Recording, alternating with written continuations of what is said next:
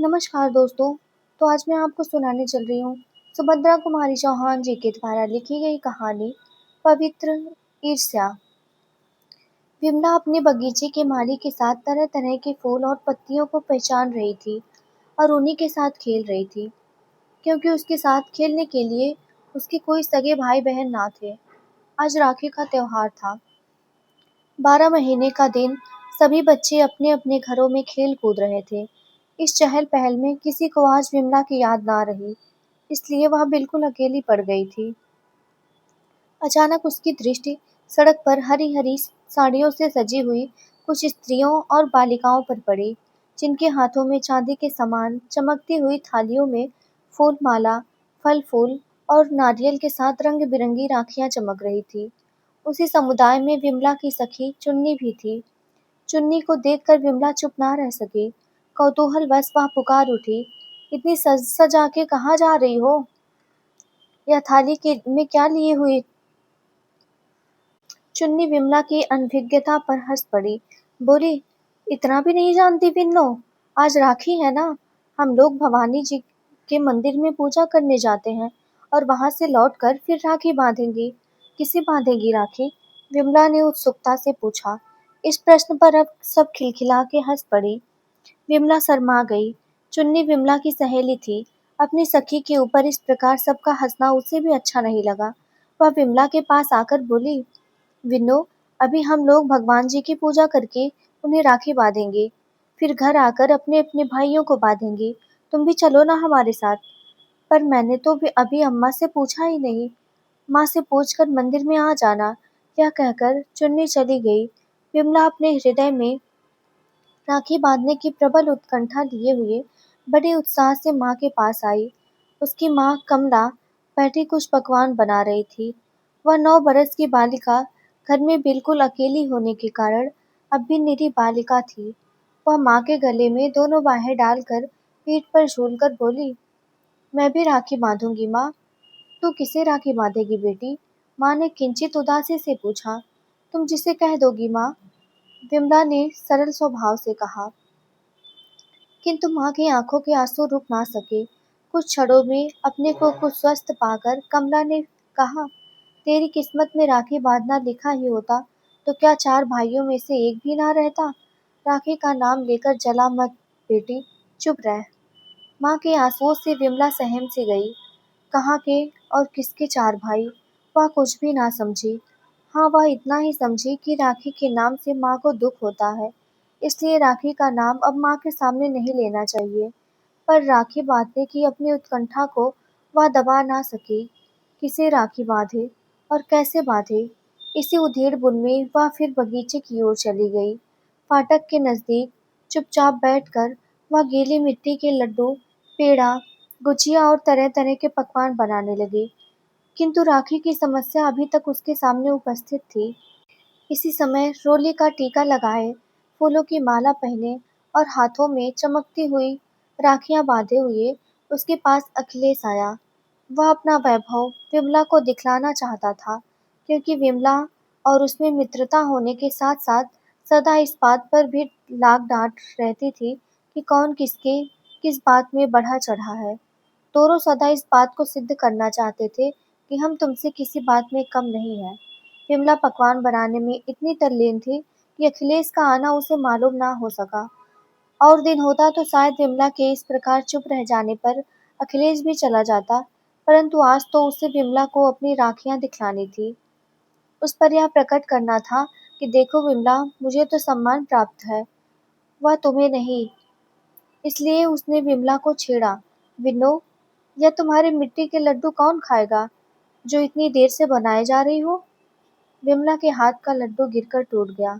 उसने तुरंत अखिलेश की तरफ देखा और अखिलेश ने सगर्व दृष्टि से अपने हाथों को देखा, जिन पर राखियां चमक रही थी। विमला अपने पकवानों को भूल गई। फिर वही राखियां उसके दिमाग में झूलने लगी। अखिलेश के पास खड़ी होकर हाथ से मिट्टी झाड़ती हुई बोली, तुम्हें किसने बांधी है राखी अखिल? चुन्नी ने बांधी है, और मैंने उसे 1 रुपया दिया है, समझी? अखिलेश ने कहा। कुछ क्षणों तक ना जाने क्या सोचकर विमला बोली, तो तुम मुझसे राखी बंधवा लो अखिल भैया। मुझे रुपया ना देकर अठन्नी ही देना। नहीं भाई, अठन्नी की बात तो झूठी है। मेरे पास इकन्नी है, वह मैं तुम्हें दे दूंगा। पर क्या तुम्हारे पास राखी है? अखिल ने पूछा। विमला कुछ सोचती हुई बोली, राखी तो नहीं है। कौन ला देगा मुझे? आश्वासन के स्वर में अखिलेश बोला, तुम पैसे दोगी तो मैं राखी ला ही दूंगा। वह कोई बड़ी बात नहीं है। पर विन्नो, राखी अकेली नहीं बांधी जाती। राखी बांधने के बाद फल, मेवा और मिठाई भी तो दी जाती है। वह तुम कहाँ से लाओगी? मिठाई मैं माँ से मांग लेती और कुछ नींबू बगीचे से तोड़ लूंगी। पर पैसे तो मेरे पास दो ही हैं। इसमें राखी आएगी ना? विमला ने पूछा। अखिल ने कहा, दो पैसे में राखी और मिठाई दोनों ला दूंगा विन्नो। अब तुम माँ से मिठाई ना मांगो तो भी काम चल सकता है। विमला चाहती भी यही थी कि किसी प्रकार चुपचाप राखी बांध जाए और माँ ना जान पाए। जब उसे मालूम हुआ कि दो पैसे में राखी और मिठाई दोनों आ जाएगी तो उसे बड़ी प्रसन्नता हुई। उधर अखिल राखी लेने गया, इधर विमला फूलों की एक माला एक नन्ही सी थाली में जरा सी रोली और अक्षत रखकर उसकी प्रतीक्षा करने लगी। उसे अधिक प्रतीक्षा ना करनी पड़ी। अखिल 1.5 पैसे की मिठाई और ढेले की एक राखी लेकर कुछ ही देर में आ गया। माली के घर से जरा सा मीठा तेल मांगकर एक मिट्टी का दिया जलाया गया और वहीं गोधूली की पवित्र बेला में एक अबोध बालिका ने एक बालक को 2 पैसों से सदा के लिए भाई के रूप में बांध लिया। तिलक लगाकर अक्षत छिड़क कर विमला ने अखिल को राखी बांधी, फूलों की माला पहनाकर उसे मिठाई खिला दी और अखिल ने उसी समय विमला के हाथ पर इकन्नी रखकर उसके पैर छू लिए। पैर छूकर वह ज्यों ही ऊपर उठा, सामने विमला की माँ खड़ी थी। उनकी आंखों से आंसू गिर रहे थे। उन्हें याद आ रहा था अखिलेश के साथ का ही उनका बच्चा। यदि आज वह होता तो वह भी 12 साल का होता। सहसा माँ को सामने देख विमला बहुत संकोच में पड़ गई। इकन्नी को मुट्ठी में दबाकर वह चुपचाप एक तरफ खड़ी हो गई।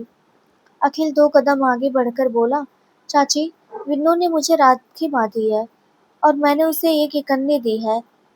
अब यह मेरी भी बहन हो गई है ना चाची?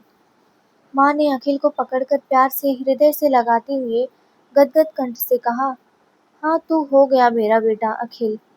अखिलेश ने विमला की माँ की बात सुनी या नहीं, किंतु वह अपनी एक बहन के कारण बहुत परेशान रहता था। वह उससे सदा लड़ती थी। वह कुछ चिंतित सा होकर बोला, पर चाची, चुन्नी तो मुझसे बहुत लड़ती है। विन्नो बहन हो गई, यह भी मुझसे लड़ा करेगी? नहीं रे पगले, सब बहनें नहीं लड़ा करती, माँ ने कहा और दोनों बच्चों को लेकर घर गई। उस दिन से अखिल के घर 2 घर हो गए। 2 घरों में उसे माता की ममता, पिता की दुलार और बहन का स्नेह मिलने लगा। इस खिलवाड़ को हुए प्रायः 8 साल बीत गए। विमला अब 17 साल की युवती थी। विमला और अखिलेश दोनों सगे भाई बहन से किसी बात में कम ना थे। अब भी हर साल विमला बड़ी धूमधाम से अखिलेश को राखी बांधा करती थी। चुन्नी सगी बहन होकर भी अखिलेश के हृदय में वह स्थान ना बना सकी थी जो विमला ने अपने सरल और नम्र स्वभाव के कारण बना लिया था। विमला सरीकी बहन पर अखिलेश को उसी प्रकार गर्व था, जिस प्रकार विमला को अखिलेश के समान सुशील, तेजस्वी और मनस्वी भाई के पाने पर था। बीए की परीक्षा में यूनिवर्सिटी भर में फर्स्ट आ जाने के कारण अखिलेश को विदेश जाकर विशेष अध्ययन के लिए सरकारी छात्रवृत्ति मिली और उसे 2 साल के लिए विदेश जाना पड़ा। विदेश जाने के 1.5 साल बाद ही अखिलेश को लाल लिफाफे में विमला के विवाह का निमंत्रण मिला। विमला के विवाह के समाचार से वह प्रसन्न तो हुआ, परंतु वह विवाह में सम्मिलित न हो सकेगा, इससे उसे कुछ दुख भी था। विमला अपने माता-पिता की अंतिम संतान थी। उसके बड़े उसके 4 भाई और 2 बहनें 2-2, 3-3 साल के होकर नहीं रही थी। न जाने कितने टोटके, पूजा-पाठ और जप-तप के बाद वह इस लड़की को किसी प्रकार जिला सके थे। नई सभ्यता की पक्षपातिनी होने पर भी संतान के लिए विमला की माँ ने जिसने जो कुछ बतलाया वही किया। विमला के गले में किसी महात्मा की बताई हुई एक ताबीज अब तक पड़ी थी। तात्पर्य यह कि वह माता-पिता दोनों को ही बहुत दुलारी थी। 15वें वर्ष में पैर रखते ही माँ को उसके विवाह की चिंता हो गई थी, पर बाबू अनंतराम कुछ लापरवाह से थे। विवाह का ध्यान आते ही वे सोचते, एक ही तो लड़की है, वह भी चली जाएगी तो घर जंगल हो जाएगा। जितने दिन विवाह टले उतने ही दिन अच्छा है, इसी से वह कुछ बेफिक्र से रहते। इसके अतिरिक्त उन्हें विमला के योग्य कोई वर भी ना मिलता था। वर अच्छा मिलता तो घर मन का ना होता, और घर अच्छा मिलता तो वर में कोई न कोई बात ऐसी रहती जिससे वह विवाह करने में कुछ हिचकते थे। उनके मकान के कुछ ही दूर पर गंगा अपनी निर्मल धारा में तेजी से बहा करती थी। प्रायः वहाँ के सब लोग रोज गंगा में ही स्नान करते थे। विमला भी अपनी माँ के साथ रोज गंगा नहाने जाती थी। एक दिन प्रातःकाल दोनों माँ बेटी नहाने गई थी। अचानक विमला का पैर फिसला और वह बह चली। माँ पुत्री को बचाने के लिए आगे बढ़ी, किंतु बचाना तो दूर, वह स्वयं भी बहने लगी। घाट पर के किसी व्यक्ति की नजर उन पर पड़ी, इसलिए दोनों माँ बेटी बहती हुई पुल के नजदीक पहुंच गई। पुल के ऊपर से कुछ कॉलेज के विद्यार्थी घूमने निकले थे। एक की नज़र इन असहाय स्त्रियों पर पड़ी, वह फौरन कूद पड़ा। बहुत अच्छा तैराक होने के कारण अपने ही बाहुबल पर वह दोनों माँ बेटी को बाहर निकाल लाया। उसकी सहायता के लिए दूसरे विद्यार्थी पर भी काठ पर आ गए थे।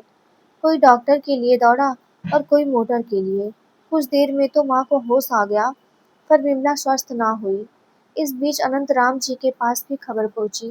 वे भी दौड़ते हुए आए। कमला और विमला अभी तक नहाकर वापस ना गई थी। उन्हें रह रहकर आशंका हो रही थी कि कहीं वे घाट पर पहुंचकर देखा तो आशंका सत्य निकली। मोटर पर कमला और विमला को बैठाकर वे घर लाए। वे अपने उपकारी उस विद्यार्थी को भी ना भूले जिसने उनकी स्त्री और कन्या को डूबने से बचाया था। अनंतराम जी के आग्रह से विनोद को भी उनके घर तक आना पड़ा। विमला कई दिनों तक बीमार रही। विनोद प्रायः रोज उसे देखने आता रहा। इसी बीच अनंतराम ने विनोद का सब हाल मालूम कर लिया, और उन्होंने विनोद को सब प्रकार से विमला के योग्य समझा। उन्होंने ईश्वर को कोटिशा धन्यवाद दिए, जिसने घर बैठे विमला के लिए योग्य पात्र भेज दिया था। विनोद बसंतपुर का निवासी था और यहाँ कॉलेज में एमए फाइनल में इसी साल बैठने वाला था। परिवार में पिता को छोड़कर और कोई ना था। पिता डिप्टी कलेक्टर और बसंतपुर के प्रसिद्ध रईस थे। विनोद स्वयं बहुत सुंदर, स्वस्थ, तेजवान और मनस्वी नवयुवक था। अन्य नवयुवकों की तरह उसमें उच्छृंखलता नाम मात्र को ना थी। वह विमला को देखने आता था अवश्य, पर जब तक अनंतराम जी स्वयं उसे अपने साथ लेकर भीतर ना जाते, वह कभी अंदर ना जाता। उसके इस व्यवहार और अध्ययनशीलता तथा उसकी विद्या और बुद्धि पर अनंतराम और उसकी स्त्री दोनों ही मुग्ध थे, और इसीलिए अपनी प्यारी पुत्री को उन्होंने विनोद को सौंप दिया। विनोद भी विमला के शील स्वभाव पर मुग्ध था। इससे पहले उसने विवाह की तरफ सदा अनिच्छा ही प्रकट की थी, किंतु विमला के साथ जो विवाह का प्रस्ताव हुआ तो उसे वह टाल ना सका, प्रसन्नता से स्वीकार ही किया। विनोद विमला को इतना अधिक चाहते थे कि विवाह के बाद वह 2 दिन 3 महीने तक माँ के घर वापस ना आ सकी। विनोद उसे रोकते ना थे, पर विमला जानती थी कि उसके जाने के बाद उन्हें कितना बुरा लगेगा। माता पिता से मिलने के लिए कभी कभी वह बहुत विकल हो जाती थी। उसकी इस विकलता से विनोद को भी दुख होता था, किंतु वह विमला का क्षणिक वियोग भी सहने को तैयार ना थे। यहाँ तक कि उसने अपने मित्रों तक से मिलना जुलना बंद कर दिया था। उसका अधिकांश समय उसके शयनागार में ही बीतता। वहीं वह पढ़ते लिखते और विमला वहीं उनकी आंखों के सामने रहती।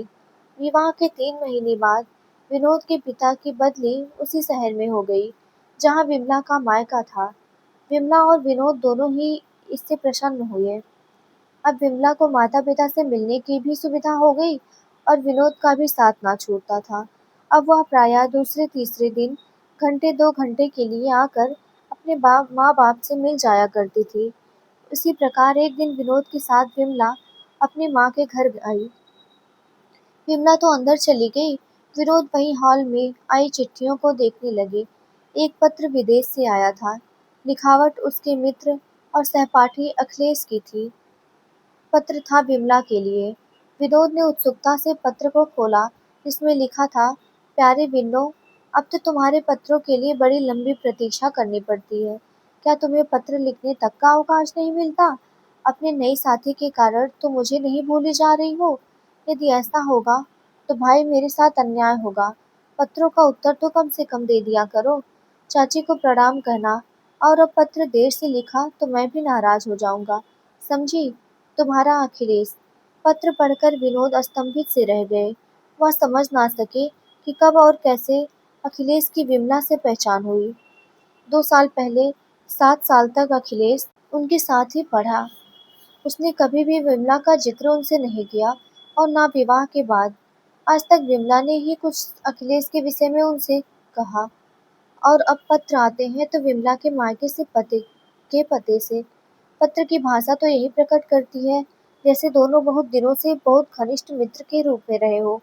वे गहरी चिंता में डूब गए। आज पहली बार विमला उन्हें कुछ दोषी सी जान पड़ी। उसे विनोद से अखिलेश के विषय में सब कुछ कह देना चाहिए था। अखिलेश के प्रति भी आज विनोद के हृदय में एक प्रकार के ईर्ष्याजनित भाव जागृत हुए। फिर पत्र पढ़ने के बाद वे अंदर ना जा सके। पत्र को जेब में रखकर चुपचाप अपने घर चले आए। विमला ने विनोद को कुछ देर की प्रतीक्षा की। जब वे अंदर ना गए तब उसने आकर बैठक में देखा। वहां भी उन्हें ना पाकर वह समझी गए होंगे कहीं। किंतु जब 2 घंटे तक विनोद ना लौटे तो वह बहुत घबराई, और अपनी माँ की कार में बैठकर ससुराल आ गई। A reserved lover makes a suspicious husband. एक अंतर्मुखी प्रेमी सदा आशंकित रहता है। यह कहावत विनोद पर अक्षरशः चरितार्थ होती थी। वे विमला को जितना ही अधिक प्यार करते थे, उतना ही उन्हें उस पर संदेह भी होता था। नौकर चाकर से भी विमला का बात करना उन्हें अच्छा ना लगता था। वे विमला पर अपना एक छत्र अधिकार चाहते थे। वे तो कदाचित यहाँ तक चाहते थे कि विमला को किसी प्रकार बहुत ही छोटे आकार में परिवर्तित करके अपने पॉकेट में रख लें, जिससे वह केवल विमला को ही देख सके, वहां तक और किसी की पहुंच ना ही हो सके। विमला घर आई तब वे अपनी खाट पर लेटे थे। उन्होंने जानबूझकर अखिलेश की एक फोटो निकालकर अपनी चारपाई पर रख ली थी। विमला ने पहुंचकर पति का चेहरा देखा। देखते ही पहचान लिया कि उन्हें किसी प्रकार के मानसिक क्लेश हो रहा है। वह उनके पास पहुंचकर खाट पर बैठ गई। बैठते ही उसकी दृष्टि अखिलेश की फोटो पर पड़ी। कुछ हर्ष, कुछ कुतूहल से अपने पति की उदासी का कारण पूछना तो वह भूल गई। अखिलेश का चित्र उठाकर फौरन पूछ उठी, यह फोटो तो अखिलेश का है, यहाँ कैसे आया? तुम इन्हें जानते हो? जानता हूँ, कह के विनोद ने करवट फेर ली। विमला की तरफ पीठ और दीवार की तरफ मुंह करके वे अपनी वेदना को चुपचाप पीने लगे। तुम इन्हें जानते हो तो अभी तक मुझसे कहा क्यों नहीं? विमला ने फिर पूछा। विनोद ने कोई उत्तर ना दिया। इसके बाद विमला को फिर कुछ पूछने का साहस ना हुआ। वह वहीं एक तरफ विनोद के पैर को सहलाने लगी। विनोद ने अपने पैरों को जोर से खींच लिया। विमला समझ गई कि नाराजगी उसी पर है। वह विनोद के स्वभाव को इतने दिनों से बहुत अच्छी तरह जानती थी। विनोद जो उस पर पग पग पर संदेह करते थे, उससे भी वह छिपा ना था। किंतु विनोद का हृदय कितना सच्चा, कितना गंभीर और कितना उदार है, यह भी वह भली भांति जानती थी। पति का संदेह मिटाने के लिए वह नम्र स्वर में बोली, देखो, किसी तरह का संदेह ना करना। अखिलेश मेरा भाई है, समझे? सब समझ लिया, विनोद ने रुखाई से उत्तर दिया। विमला ने फिर उससे उसी नम्र स्वभाव में पूछा, और तुम वहां से चुपचाप मुझे छोड़कर क्यों चले आए? चला आया मेरी खुशी, तुम्हें अपने साथ नहीं लाना चाहता था। फिर भी तुम क्यों चली आई? 2-3 दिन तक माँ के साथ ही रह लेती, विनोद ने तीव्र स्वर में कहा। कहने को तो विनोद यह बात कह गए, किंतु 2 ही घंटे में उनके हृदय की जो हालत हुई, यह वही जानते थे। कई बार स्वयं जाने के लिए ही उठे, फिर आत्माभिमान के कारण ना जान सके। नौकर को तागा लेकर भेज ही रहे थे कि विमला आ पहुंची। विमला के आने से पहले वह उसके लिए बहुत विकल थे, किंतु उसके आते ही वे तन गए। विमला यह समझती थी, इसलिए उसे कुछ हंसी आ रही थी, परंतु फिर भी अपनी हंसी को वह दबाते हुए बोली, तो तुम मुझसे कह के आते कि तुम यहाँ 2-3 दिन तक रह सकती हो, तो मैं रह जाती। अम्मा तो रोक ही रही थी। कहो तो अभी चली जाऊं? हाँ हाँ, चली जाना, विनोद ने मुंह से ही कहा। लेकिन हृदय कहता था कि खबरदार, अगर यहाँ से हिली भी तो ठीक नहीं होगा। विमला बोली, अच्छा बाबूजी कचहरी से लौटेंगे तो उन्हीं की कार में चली जाऊंगी। किंतु बाबूजी के कचहरी से लौटने के पहले ही दोनों का मेल हो गया। विमला को फिर माँ के घर जाने की आवश्यकता ना पड़ी। इसके बाद विनोद को विमला के अपने और अखिलेश के संबंध में सब कुछ बतलाया। उसी दिन विमला को यह मालूम हुआ कि अखिलेश विनोद का सहपाठी होने के साथ साथ अभिन्न हृदय मित्र भी है। यह जानकर भी कि अखिलेश विमला का राखी बंध भाई है, ना जाने क्यों विनोद का अखिलेश के प्रति विमला का स्नेह भाव सहन ना होता था। साथ ही साथ वह अखिलेश का अपमान भी ना सह सकते थे, क्योंकि वह अखिलेश को भी बहुत प्यार करते थे। आषाढ़ का महीना था और इसी महीने में अखिलेश विदेश से लौट कर आने वाले थे। एक दिन विमला की माँ ने विमला से कहला भेजा कि आज शाम की ट्रेन से अखिलेश लौटेंगे। स्टेशन चलने के लिए तैयार रहना, मैं कार भेज दूंगी।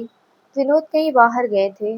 लौटने के बाद जलपान करके बैठे तो विमला ने उनसे कहा, आज अखिलेश भैया आएंगे, स्टेशन चलने के लिए तैयार रहना, अम्मा कार भेज देंगी। मैंने तुमसे कब कहा था कि मैं स्टेशन जाऊंगा, जो तुम मुझसे तैयार रहने के लिए कह रही हो? मेरे पास ना अखिलेश ने सूचना भेजी है और ना मैं जाऊंगा। तुम्हारे पास सूचना आई है तो तुम चले जाना, विनोद ने कहा और अपना कोट उठाकर फिर बाहर जाने के लिए तैयार हो गए। उन्हें रोकती हुई विमला ने फिर नम्र स्वर में कहा, सूचना नहीं भी आई तो चलने में क्या हुआ? तुम्हारे मित्र ही तो हैं। चलने में क्या हुआ? इसका उत्तर मैं नहीं दे सकता। नहीं जाना चाहता, यही काफी है। कहते हुए विनोद फिर आगे बढ़े। विमला ने उनका कोट पकड़ लिया, बोली, तुम नहीं जाओगे तो सब लोग बुरा मानेंगे। चलो हम लोग स्टेशन से अपने घर आ जाएंगे, उनके घर ना जाएंगे बस। विनोद ने चिढ़कर कहा, क्यों सिर खाए जाती हो विनो? एक बार कह दो कि मैं ना जाऊंगा, तुम्हारा भाई है, तुम खुशी से जाओ, मैं तुम्हें नहीं रोकता। तुम ना जाना चाहती हो तो तुम्हें जाने के लिए मैं विवश नहीं करता, पर तुम ही क्यों चलने के लिए मुझ पर इतना दबाव डाल रही हो? कहते हुए कोट छुड़ाकर विनोद चल दिए। विमला चुपचाप हो गई। उसने आज ही अनुभव किया कि वह विवाह के बाद स्त्री कितनी पराधीन हो जाती है। उसे पति की इच्छाओं के सामने अपनी इच्छाओं और मनोवृत्तियों का किस प्रकार दमन करना पड़ता है। वह जानती थी कि विनोद बार बार जाने के लिए कहते हैं अवश्य, पर यदि वह सचमुच चली जाए तो उन्हें कितनी मानसिक वेदना होगी। उसके जाने का परिणाम कितना भयंकर होगा। नियत समय पर कार आई, पर विमला उतरकर नीचे भी ना गई। ऊपर से ही दासी के द्वारा कहला भेजा कि सर में बहुत दर्द है, इसलिए वह स्टेशन ना जा सकेंगी।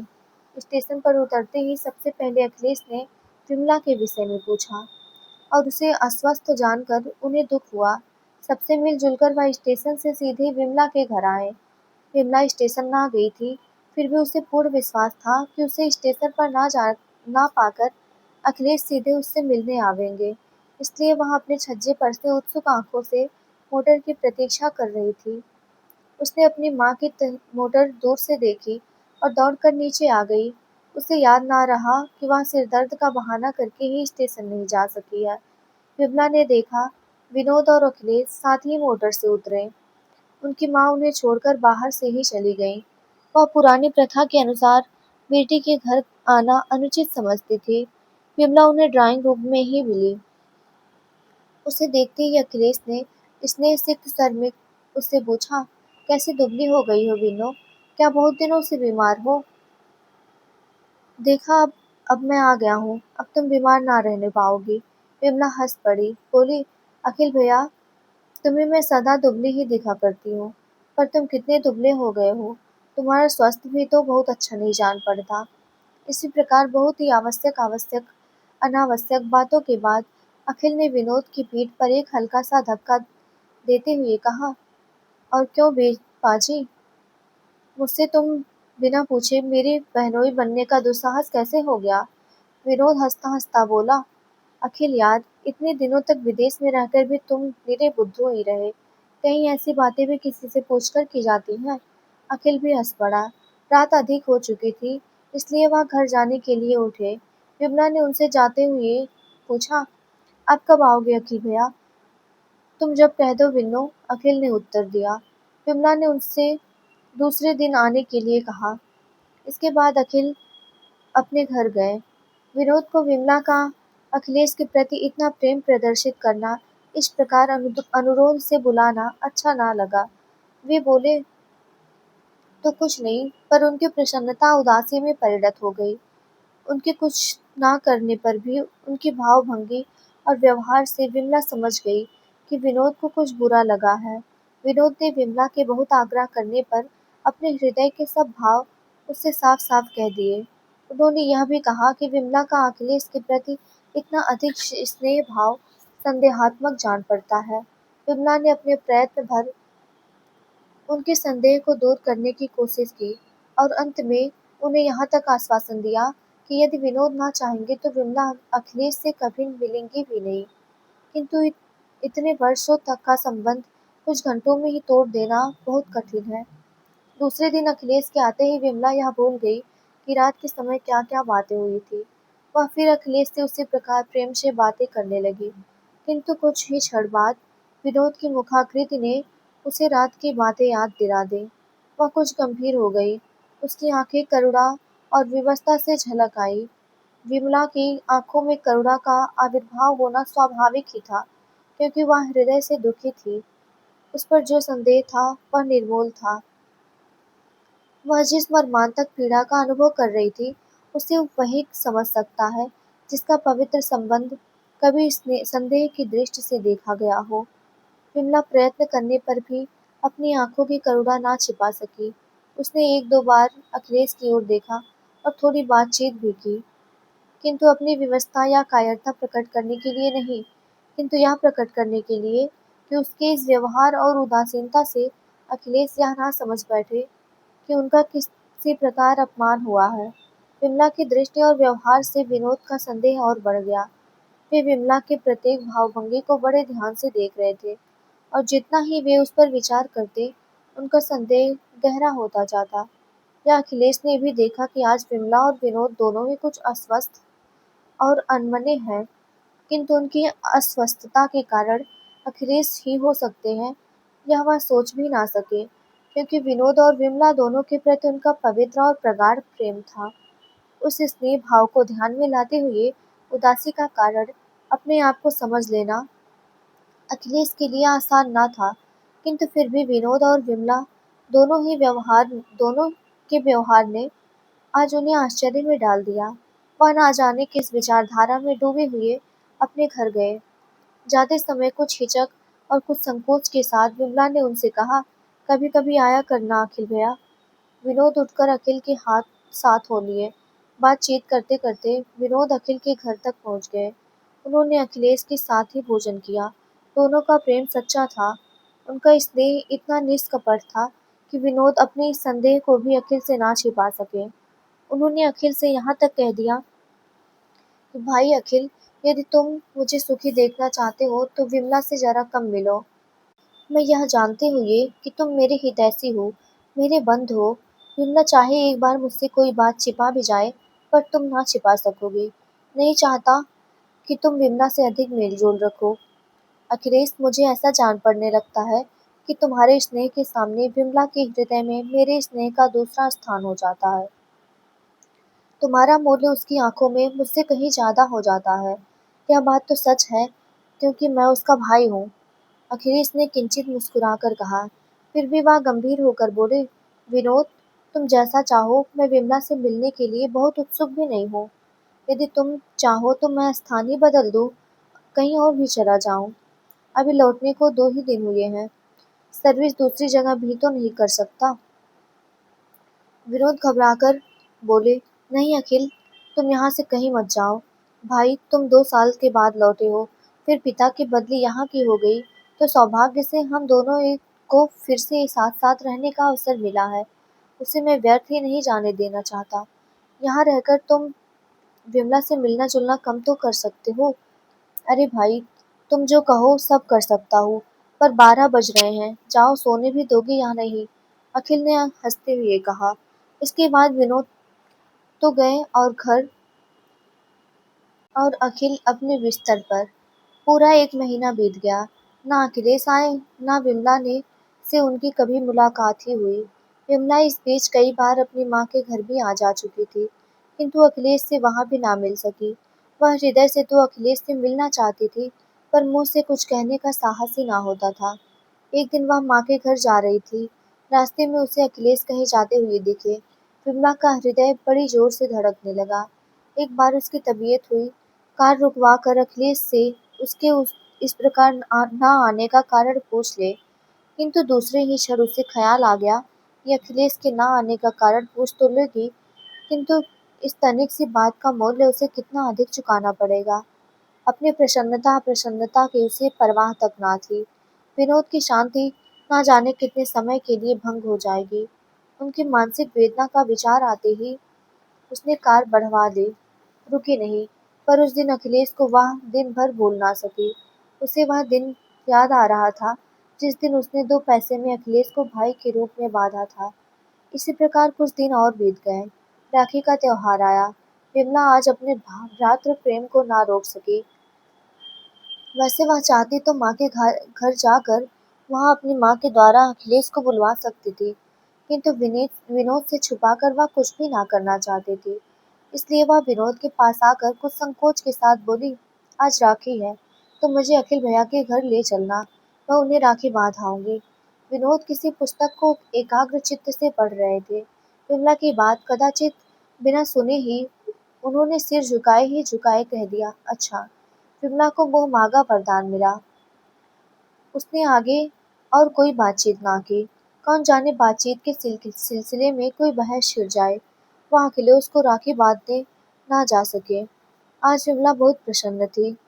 कई तरह के पकवान जो अखिलेश को बहुत अच्छे लगते थे, अपने हाथ से बनाए, तरह तरह के फल मंगवाए और शाम को राखी बांधने के लिए जाने की तैयारी होने लगी।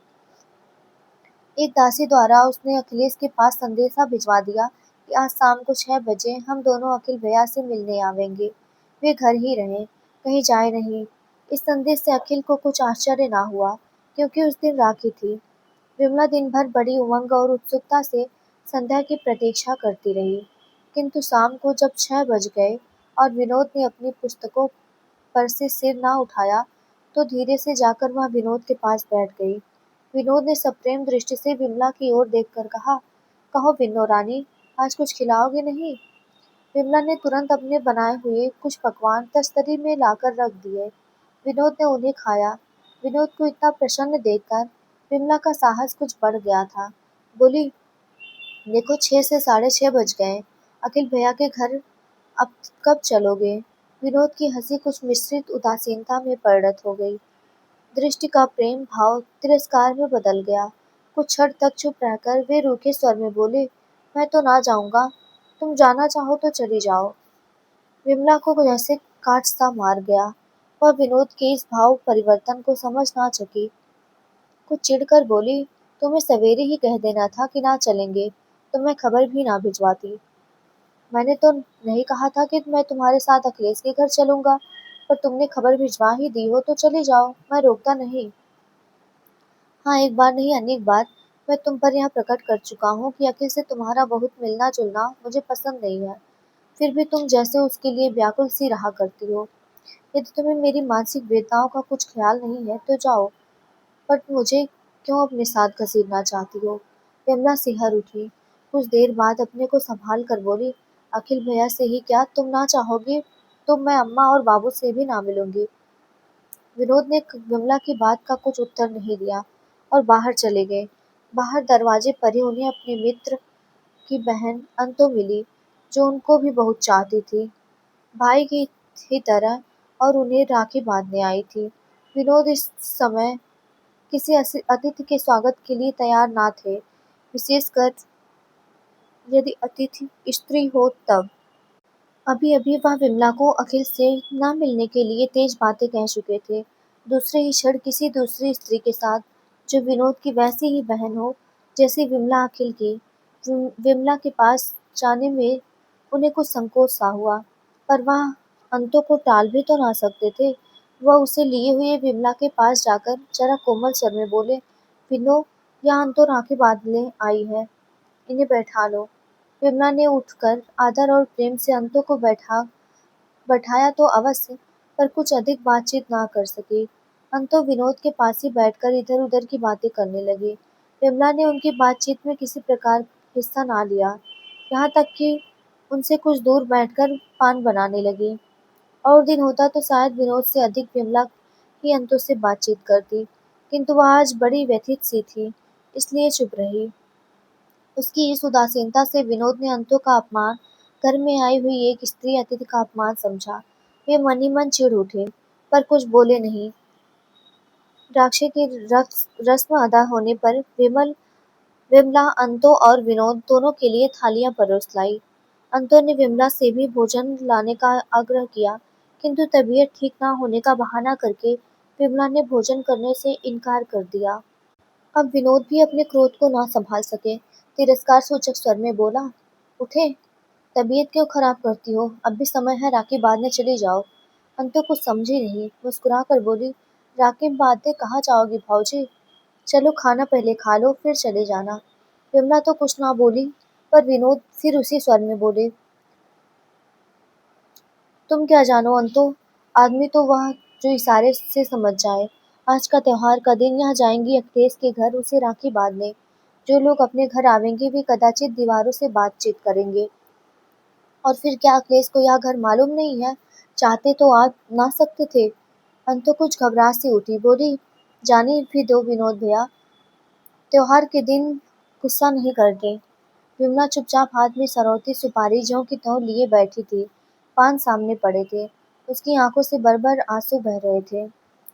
विनोद को विमला का यह बर्ताव बहुत खल रहा था। अंतु की बात के उत्तर में वह फिर उसी क्रोध में भरे स्वर में बोले, त्योहार के दिन गुस्सा तो नहीं किया जाता अंतो, पर रोया जाता है, तो मैं अपनी किस्मत को रोता हूँ।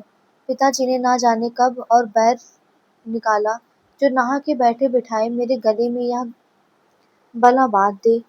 देख रहे हो ना, खाना इसी प्रकार तो खिलाया जाता है। हमारे सामने थालियां परोसकर वे आंसू बहा रही हैं। हम लोग भी मर भूखे नहीं हैं, खाना दूसरी जगह भी तो खा सकते हैं। कहते हुए विनोद अंतों का हाथ पकड़कर थाली पर से उठ गए। विमला ने किसी को रोका नहीं, उसकी मानसिक स्थिति पागलों से भी खराब थी। उसने राखियों को उठाकर दूर फेंक दिया, फल और मिठाई उठाकर नौकरों को दे दी, माला को मसल कर दूर फेंक दिया। वह खाट पर गिर पड़ी और फूट फूट कर रोने लगी। अखिल का पवित्र प्रेम, उनका मधुर व्यवहार, उन दो नन्हे नन्हे अबोध बच्चों के द्वारा राखी का अभिनय, एक एक करके अतीत की सब स्मृतियाँ उसके सामने साकार बनकर खड़ी हो गई। आज उसकी वही स्नेह की लता, जिसे वह दो नन्हे नन्हे अबोध बालकों ने अपनी पवित्रता का आरोपित किया था, तरुण हृदयों से अपनी दृढ़ता से मजबूत बनाया था, एक मिथ्या संदेह के आधार पर निर्दयता से कुचली जा रही थी। विमला कांप उठी, वह पलंग पर उठकर बैठ गई और अपने आप ही बोल उठी, हे ईश्वर, तू साक्षी है, यदि मैं अपने पद से जरा भी विचलित हूँ तो मुझे कड़ी से कड़ी सजा देना। पतिव्रत धर्म, स्त्री धर्म तो यही है ना, कि पति की उचित अनुचित आज्ञाओं का चुपचाप पालन किया जाए। वह मैं कर रही हूँ विधाता, पर इतने पर भी यदि मेरी दुर्बलता आत्मा अपने किसी आत्मीय के लिए पुकार उठे तो मुझे अपराधहीन न प्रमाणित करना। इसी समय माँ की भेजी हुई मिष्टानी, फल, मिठाई और मेवा इत्यादि लेकर आई। विमला भरी तो बैठी ही थी, मिश्रानी को देखते ही बरस पड़ी। अपने क्रोध भरे स्वर में कहा, मिश्रानी, यह सब क्यों ले आई हो? ले जाओ, मैं क्या करूँगी लेकर? माँ से कहना मेरे लिए कुछ ना भेजा करे, समझ ले आज से बिन्नो मर गई है। मिष्टानी कुछ देर तक स्तंभित सी खड़ी रही, उसकी समझ में ना आया कि क्या करे। विमला को इस रूप में उसने कभी ना देखा था। इसी प्रकार विमला भी दूसरी डांट से मिष्टानी की चेतना जागृत हो उठी। विमला ने अपना क्रोध फिर उसी पर उतारा, बोली, जाती हो कि खड़ी ही रहोगी? बेचारी मिश्रानी को कुछ कहने का साहस ना हुआ। डरते डरते थाली वहीं मेज पर धीरे से रख कर वहां जाने लगी। विमला ने फिर पुकारा, यह थाली उठा लिए जाओ मिश्रानी। मिश्रानी ने चुपचाप थाली उठाई और चली गई। विमला की माँ ने माँ से उसने जो कुछ देखा था वह कह दिया, साथ ही विमला के कहे हुए वाक्य भी दोहरा दिए। विमला की माँ यह सब सुनकर घबरा उठी। पुरानी प्रथा के अनुसार बेटी की देहली के भीतर पैर रखना अनुचित है। उनका इस बात का ध्यान ही ना रहा। इसी समय वह कार में बैठकर विमला के पास आई। इस समय तक विमला रो धोकर कुछ शांत होकर बैठी थी। सोच रही थी नाहा की माँ के घर की चीजें वापस भेजी। मिश्रानी से अनावश्यक बातें कह के बुरा ही किया। वह आखिर क्या समझी? समझ भी तो गई तो भी क्या कर सकती है? वह माँ से कहेंगी और माँ को दुख होगा। अगर बाबू को मालूम हुआ तो? अनंतराम की वेदना के स्मरण मात्र से विमला फिर रो उठी। इसी बीच उनकी माँ ने वहां प्रवेश किया। माँ को देखते ही उसका रहा सहा धीरज जाता रहा। माँ से लिपट कर वह खूब रोई। माँ बेटी दोनों बहुत देर तक बिना कुछ बोले चाले रोती रहीं। अंत में कमला ने किसी प्रकार विमला को शांत किया। माँ के बहुत पूछने पर विमला ने माँ को सब कुछ बतला दिया। इस बात से कमला को कष्ट न हुआ, यह तो बात न थी, परंतु विमला को वह इस प्रकार शांत करना चाहती थी, इसलिए अपनी मार्मिक वेदना को हृदय में ही छिपाकर वह शांत स्वर में बोली, विनोद की बातों का तुम्हें बुरा ना मानना चाहिए। इतना तो समझा करो कि वे तुम्हें कितना प्यार करते हैं। तुम्हारे ऊपर यदि विनोद का इतना अधिक स्नेह ना होता, तो वे तुम्हारी इतनी नन्ही नन्ही बातों को अपनी बारीकी से देखते भी तो नहीं। माँ की बातों से विमला को कुछ सांत्वना मिली हो चाहे नहीं, पर वह कुछ बोली नहीं। बहुत रात तक विनोद की प्रतीक्षा करने पर भी विनोद ना लौटे, तो कमला विमला को समझा बुझाकर अपने घर चली आई। विनोद अखिलेश के घर चले गए थे, इसलिए उन्हें घर लौटने में कुछ देरी हो गई थी। जब विनोद अकेले ही अखिलेश के घर पहुंचे, तो वे कुछ चकित से हुए, परंतु विमला के विषय में स्वयं कुछ ना पूछ सके। विनोद को ही यह विषय छेड़ना पड़ा। रात को बहुत सी बातें तो विनोद के द्वारा उन्हें मालूम हो चुकी थी। दूसरे दिन विमला की माँ से उन्हें और भी कुछ बातें मालूम हुई। अखिलेश कुछ विचलित से हो गए। उन्हें अपने ही ऊपर क्रोध आया। उन्होंने सोचा, मैं भी क्या व्यक्ति हूँ जिसके कारण एक सुखी दंपति का जीवन दुखी हुआ जा रहा है। उन्हें कोई प्रतिकार ना सोच पड़ा, और अंत में वह एक निश्चय कर पर पहुंचे। इधर कुछ दिनों से वे यही कॉलेज में प्रोफेसर हो गए थे। उन्होंने एक पत्र कॉलेज के प्रिंसिपल को लिखा और दूसरा लिखा विनोद के लिए। कॉलेज का पत्र उसी समय कॉलेज भेजकर दूसरा पत्र नौकर को देकर समझा दिया कि शाम को वह विनोद को दे आवे। नौकर बाजार गया। रास्ते में विनोद से उनकी भेंट हुई। सोचा कि शाम को फिर इतनी दूर आने का झगड़ा कौन करे। ये मिल गए हैं तो पत्र यहीं दे दूं। चिट्ठी निकालकर विनोद को देकर वहां आगे निकल गया। पत्र पढ़ते ही विनोद घबरा गए। रात से विमला की तबीयत खराब थी। वे डॉक्टर बुलाने आए थे। अब उन्हें डॉक्टर की याद ना रही। वे सीधे अखिलेश के घर की तरफ दौड़े। अखिलेश घर पर ना मिले। उन्हें कॉलेज देखने गए, किंतु वहां अखिलेश तो ना मिले। हाँ, हर एक की जबान पर बिना किसी कारण ही दिए हुए अखिलेश के इस्तीफे की चर्चा अवश्य सुनने को मिली। विनोद ने जाकर प्रिंसिपल से अखिलेश का इस्तीफा वापस लिया और उनसे कहा कि अखिलेश से मिलकर वह इस्तीफे के विषय में अंतिम सूचना देंगे। जब तक विनोद ने उन्हें कोई सूचना ना मिले, तब तक वे इस्तीफे पर किसी प्रकार का निर्णय ना करें। वहां से वे फिर अखिलेश के घर आए। दरवाजे पर तागा खड़ा था, जिस पर अखिलेश का एक बैग और बिस्तर रखा था। विनोद के पहुंचने से पहले ही अखिलेश आकर तागे पर बैठ गए। उसी समय पहुंचे विनोद। साइकिल वहीं फेंककर वह अखिलेश के बगल में जा बैठे और सजल आंखों से बोले, चलो कहाँ चलते हो अखिल, मैं भी तुम्हारे साथ चलता हूँ। अखिलेश की भी आंखें भर आई। वे कुछ क्षण तक बोल भी ना सके। अंत में वे किसी प्रकार अपने को संभाल कर बोले, तुम पागल हो विनोद, मेरे तुम्हें मेरे साथ चलने की क्या जरूरत है? जरूरत? ठहरो, तुम्हें अभी बतलाता हूँ। पर तुम यहाँ समझ लो कि मैं तुम्हारा साथ स्वर्ग और नरक तक कभी ना छोड़ूंगा। यह देखो तुम्हारा इस्तीफा है। कहते हुए विनोद ने जेब से अखिलेश का लिखा हुआ इस्तीफा निकालकर टुकड़े टुकड़े करके फेंक दिया और तागा अपने मकान की तरफ उड़वा लिया। नौकर अखिलेश का सामान विनोद के आदेशानुसार विनोद के कमरे में ही ले जाकर रख दिया। विमला समझ ना सकी कि विनोद का ऐसा कौन सा आदमी आया जो इन्हें इन्हीं के कमरे में ठहराया जाएगा। इसी समय सीढ़ियों पर विनोद ने आवाज़ दी, विन्नो, यह डॉक्टर आया है। तो ये थी कहानी। आशा करती हूँ आप लोगों को पसंद आई होगी। आप लोगों को पसंद आई हो तो मेरे चैनल को लाइक, शेयर और सब्सक्राइब करना मत भूलिएगा। आगे की कहानियों के लिए मेरे साथ जुड़े रहिएगा। धन्यवाद आप सभी को।